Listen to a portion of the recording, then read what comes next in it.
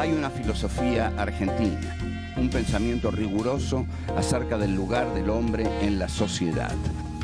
Obras literarias como El Facundo, El Martín Fierro, El Matadero. Texto axial, fundamental, el plan revolucionario de operaciones de Mariano Moreno, Los muertos en Plaza de Mayo. El primer centenario se festeja bajo estado de sitio. Las cartas a Lavalle deciden el fusilamiento de Dorrego. No hay verdad que se resista frente a 2 pesos, moneda nacional.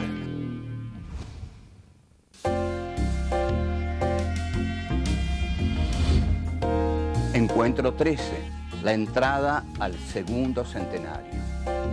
1. La crisis y la incertidumbre. 2. Participación popular. La consigna que se vayan todos. 3. El rol del Estado y el poder comunicacional. 4. La distribución de la riqueza.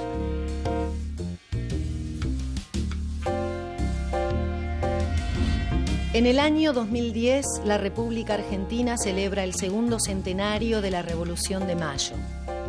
Los argentinos llegamos a este momento luego de 2 crisis disímiles en la última década.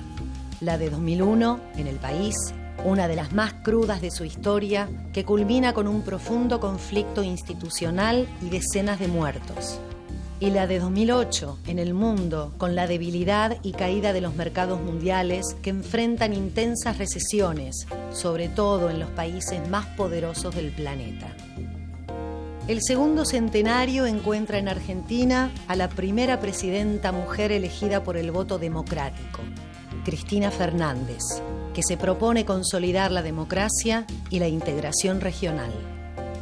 Durante los primeros años del segundo milenio, gobiernos de corte popular toman posición en muchos países de América Latina.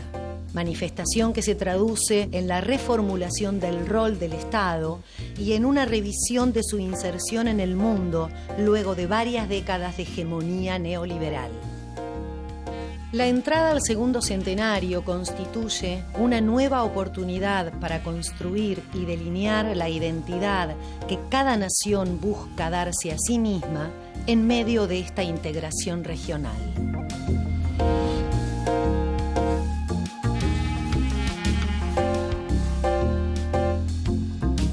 Este es nuestro encuentro número 13, es nuestro último encuentro de esta tercera temporada, ¿no? Porque este es nuestro encuentro número 3, Filosofía aquí y ahora 3, que durante este ciclo nos ocupamos del pensamiento nacional. Bueno, este es el programa número 13, como decía, es el último, y nos vamos a ocupar de la entrada de la República Argentina en su segundo centenario.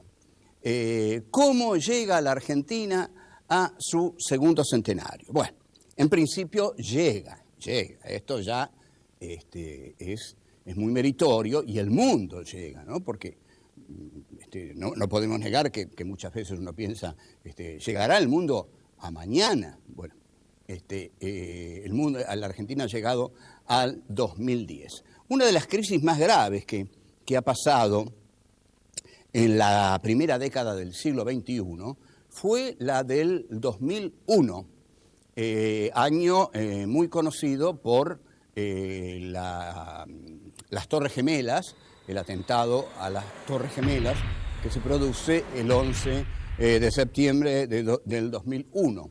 11 de septiembre, fecha también del golpe de Pinochet contra el gobierno de la Unidad Popular de Salvador Allende. Esto del 2001 no era nuevo. Ya en 1989 se había producido un fenómeno de hiperinflación que muy provocado, que le hicieron al gobierno de Raúl Alfonsín para tirarlo, ¿no?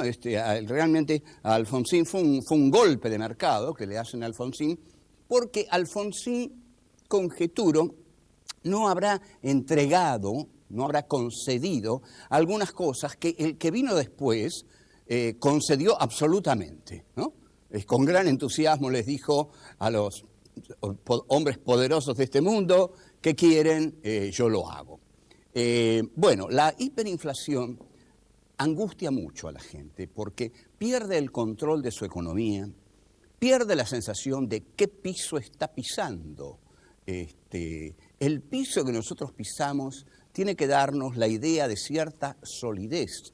Cuando la moneda se dispara, cuando con la moneda se produce un proceso de licuación, como que la moneda no existe, como estamos parados sobre la moneda, perdemos el piso y la hiperinflación nos devora.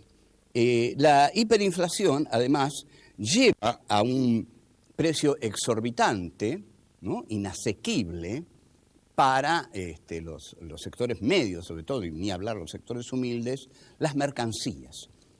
La mercancía es la esencia del capitalismo, tal es así que Karl Marx, que es el que más profundamente estudió este sistema de producción en el Capital, el capítulo primero está dedicado a la mercancía.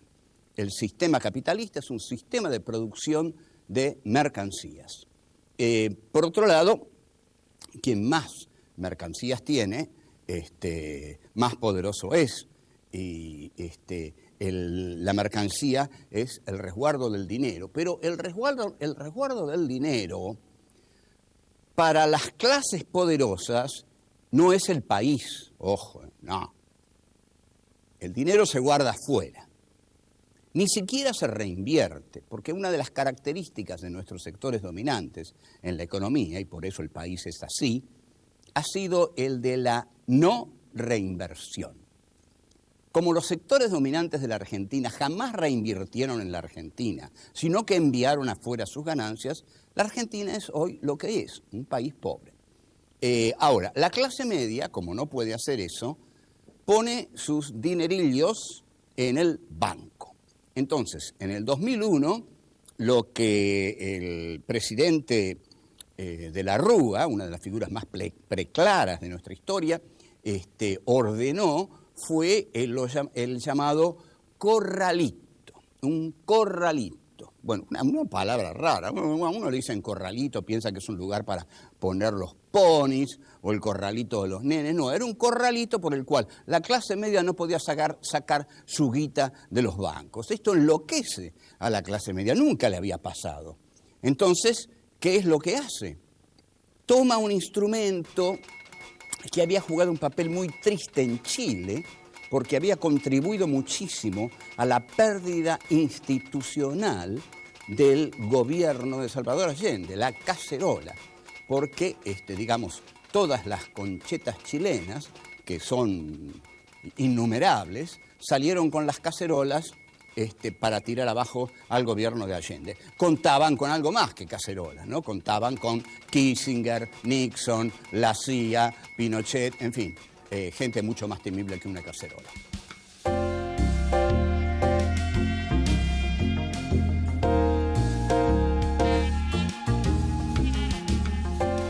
Cuando esta clase media cacerolera sale a la calle, el presidente de la Rúa lo que resuelve hacer, si es que lo resuelve él, porque en realidad es difícil imaginar a de la Rúa resolviendo cosas. Tenía un montón de gente ahí alrededor que las resolvía por él y le ordenaba. Hay una foto de su hijo célebre, Antoñito, que tiene los dos brazos así sobre el escritorio y lo está mirando a de la Rúa, y de la Rúa lo mira así, y bueno, y seguramente ahí Antoñito le está diciendo: tenés que declarar el estado de sitio y dar leña, viejo, porque si no esto no se arregla. Muy bien, eso fue lo que hizo de la Rúa, es decir, le hizo caso a le hizo caso a Antoñito y declara el estado de sitio. El estado de sitio era una medida que no podía declarar de la Rúa en el nivel de debilidad institucional y política en que se encontraba. Entonces, en lugar de mandar a la gente a su casa, que es lo que pretende el estado de sitio, sacó a la gente de su casa con las cacerolas. Las cacerolas derrocaron a de la Rúa, pero acá hay un problema no resuelto en la Argentina. De la Rúa se va del gobierno y hay una represión terrible, terrible en la Plaza de Mayo. Hay 31 muertos, que deja de la Rúa como estela sangrienta de su retirada. Bueno, ahí viene una etapa muy confusa de distintos presidentes y también una etapa muy fascinante de participación popular. La gente sale a las plazas, a los clubes, y comienzan las llamadas asambleas populares. ¿Qué es una asamblea popular? Bueno, una asamblea popular es un ejercicio de democracia directa. ¿Qué es la democracia directa? La democracia directa es lo antagónico a la democracia por delegación. Nosotros cuando votamos a los políticos para que nos representen en el Parlamento, en el Congreso. Pero ocurre que en esa época se tuvo clara conciencia de que los políticos a los que votamos para que nos representen, no nos representan, sino que representan el poder de las empresas, al gran poder económico, no representan al pueblo. Entonces, ahí es donde el pueblo dice que se vayan todos. Ahora, ¿qué quiere decir que se vayan todos? Que se vayan todos no es tan simple como lo interpretaron tan directamente algunos periodistas de la época. No es que se vayan todos y vamos a poner de presidente al vecino del cuarto B. No, no los queremos más, nos vamos a valer por nosotros mismos. Que se vayan todos, se van de nuestro respeto, se van de nuestra valoración positiva, se van, no los queremos ver más. Entonces comienzan los estados de asamblea. La asamblea es un ejercicio de democracia directa. Estos ejercicios de democracia directa fueron un momento muy fructífero del país, al cual en cualquier momento deberíamos retornar como un ejercicio, digamos, que sea ejercido por el pueblo mismo, ¿no? Y no delegado ni en los políticos ni en los medios, sino ejercido por la población, por la civilidad que va a escucharse los unos a los otros. De este proceso, un complejo proceso, surgen unas elecciones y hay un candidato que pone Duhalde, que viene del Frío, que de joven le decían Lupín, que era un personaje del rico tipo, que dibujaba divito, que tenía una enorme nariz, y que accede a la presidencia con el 22% de los votos, porque Menem, ese personaje, en fin, entre farandulesco y diabólico, ¿no? No se presenta en el balotaje, porque sabe que si se presenta en el balotaje, Kirchner hubiera asumido con el 70% de los votos, porque ahí sí toda la gente se hubiera volcado hacia él. Pero al no presentarse, lo deja a Kirchner con un caudal de votos limitado. Ahora, Kirchner, de todos modos, asume con una voluntad política muy firme. Hay presidentes que asumen adueñándose del poder, ¿no? Que uno ve que, bueno, este tipo llegó aquí para gobernar. De eso no me cabe la menor duda. Entonces, en el discurso que da en el Congreso al asumir, larga una definición de lo que él es, de dónde viene, y que la definición dice: pertenezco a una generación diezmada. Esto asombra a muchos, preocupa a muchos, y surge una frase: se viene el surdaje. Se viene el surdaje porque si este hombre pertenece a una generación diezmada, acá la única generación que fue diezmada fue la llamada generación del 70. Y esa generación del 70 fue diezmada porque fue considerada zurda por los militares de la Seguridad Nacional, que tuvieron el poco delicado gesto de eliminar por lo menos a 30.000 jóvenes de esa generación. O sea que la primera definición de Kirchner es: yo pertenezco a esa generación que fue diezmada.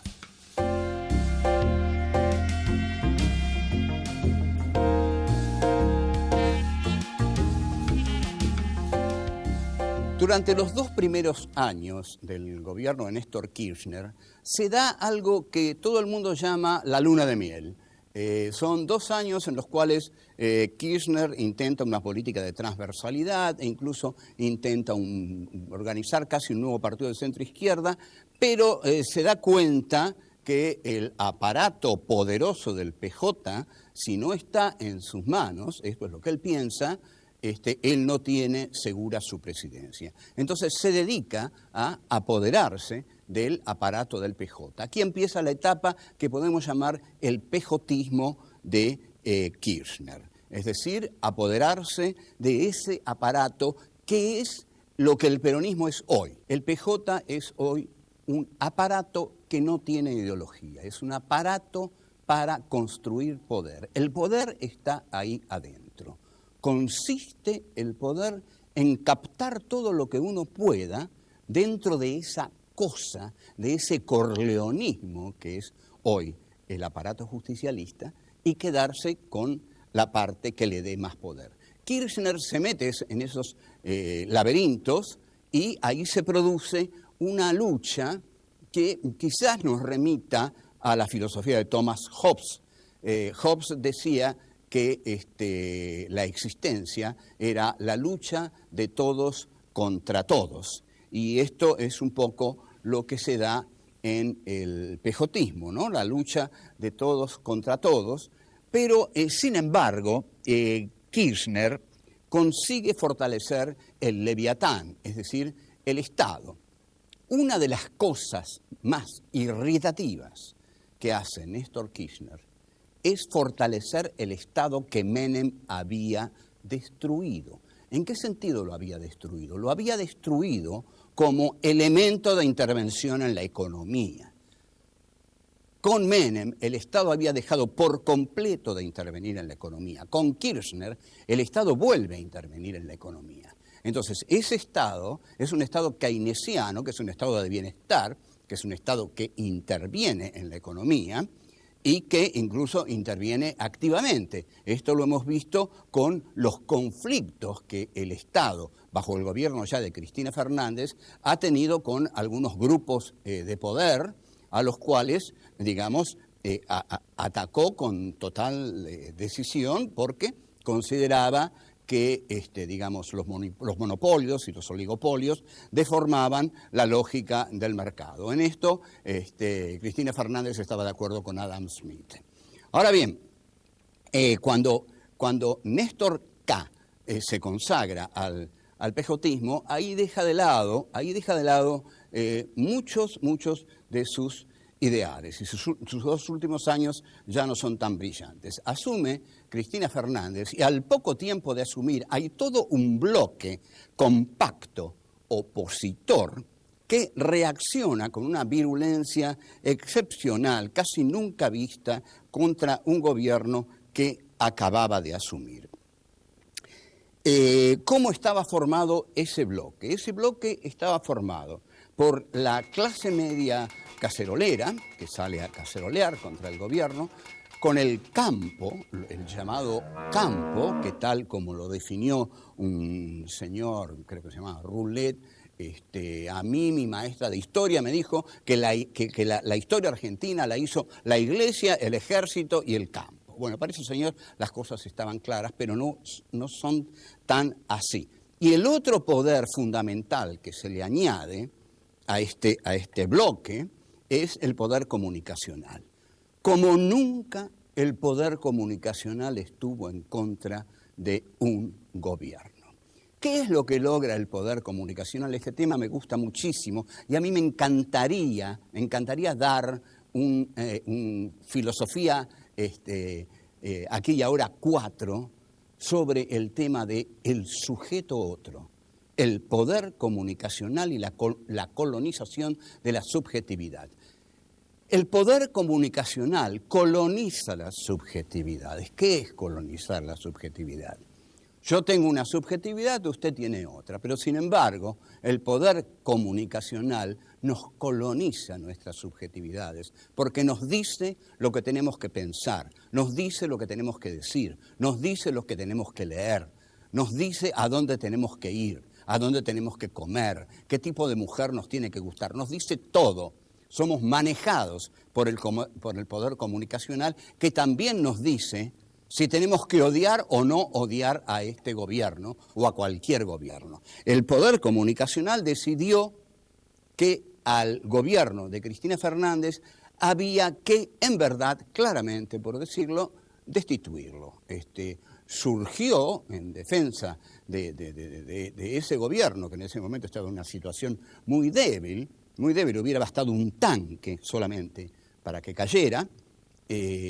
Surgió un grupo de intelectuales, de los mejores intelectuales del país, que se nuclearon alrededor de Carta Abierta y defendieron apasionadamente la estabilidad institucional. Porque acá, en realidad, lo que nosotros queremos no es primordialmente la defensa de un gobierno. Quisiéramos que siempre un centenario en la Argentina, y los que puedan venir, si vienen, se festejen en democracia, se festejen sin el acecho de las fuerzas del golpe institucional, del golpe militar, que está muy sofocado porque, digamos, los militares están apartados de estas cuestiones, no quieren, creo, y estoy casi seguro, no quieren ser más utilizados para defender los intereses de otros sectores de la sociedad que no son ellos.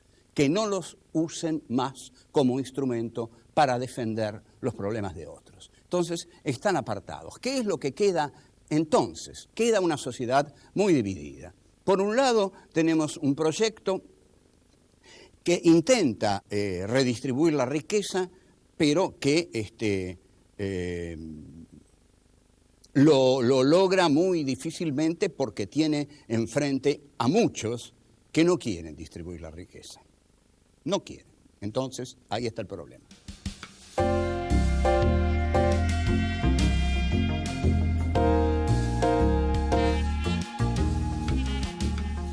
El problema de la distribución de la riqueza es que los que tienen la riqueza no quieren distribuirla. Y no quieren distribuir, pero ni siquiera un peso. Pero no lo quieren distribuir ni siquiera por el simple criterio de autoprotección, de conseguir que no haya tantos desesperados, ¿no? Porque cuanto más desesperados haya, más inseguridad vamos a tener en este país, más muros va a haber que hacer, más rejas va a haber que construir, y pronto va a haber que construir rejas electrizadas y muros de 40 metros. Entonces, como esta clase es una clase golosa, es como el amo hegeliano, que solo sabe gozar, esta clase no quiere distribuir la riqueza. Para distribuir la riqueza hay que enfrentarse a ella, pero para enfrentarse a ella hay que enfrentarse a un poder realmente muy poderoso, porque no es solo el poder de acá,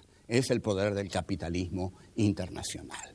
Entonces, ¿cómo podemos pensar el segundo centenario? Bueno, lo que podemos decir es lo que nosotros pensamos hacer para el segundo centenario. No sabemos si lo que pensamos hacer se va a realizar en el segundo centenario, pero nadie sabe si lo que va a hacer se va a realizar, porque la vida es azarosa. El principio fundamental de la historia es el azar. Puede ocurrir una cosa, puede ocurrir otra. Nosotros creemos que es fundamental que la Argentina llegue al segundo centenario diferenciándose claramente de la Argentina del primer centenario. Que no sea una fiesta de las clases hegemónicas, que no sea una fiesta de las clases poseedoras, que no sea una fiesta de los que están satisfechos por completo, que sea una fiesta de todos, al menos que puedan ser integrados a la mesa familiar, digamos, del país, siempre atravesada por miles de contradicciones, todos aquellos que padecen hambre. En realidad, nosotros No queremos un país injusto, no queremos un país desigual, no queremos un país con hambrientos. América Latina tiene que estar preparada para que no haya más golpes de Estado en este continente. No puede haber golpes de Estado. La democracia tiene que seguir, pero la democracia, si no alimenta, si no da de comer, como decía un político, y que no dio de comer, y que no da de comer, porque hay 1.000 millones de hambrientos en este mundo, en este momento, la democracia, si no consigue satisfacer las necesidades inmediatas, esenciales de la gente que habita este país, la democracia no sirve para nada. Entonces, y nosotros queremos que sirva, porque queremos vivir en democracia. Vivir en democracia es que la vida se respeta. La democracia consiste en que la vida del otro para mí es sagrada, porque yo necesito del otro para ser yo. No puedo ser yo si el otro no existe para mí.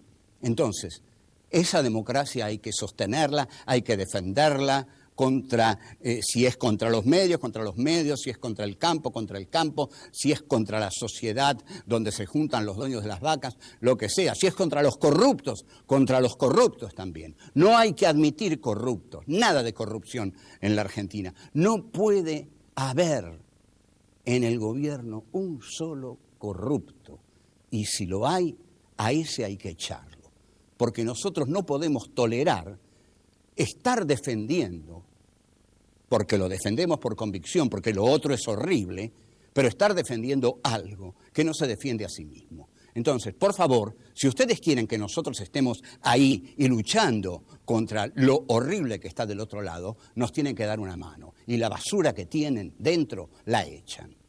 Y ahí nos van a tener con más entusiasmo, con más esperanzas, del lado de las buenas causas que pueden hacer de este país un lugar más digno para vivir y para morir.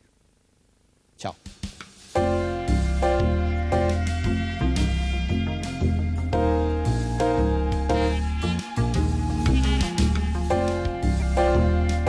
El principio fundamental de la historia es el azar.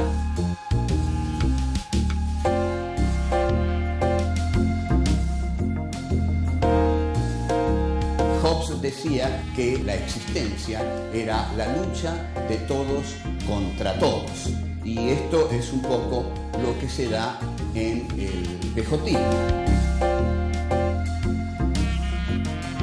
El problema de la distribución de la riqueza es que los que tienen la riqueza no quieren distribuir. La democracia consiste en que la vida del otro para mí es sagrada, porque yo necesito del otro para ser yo.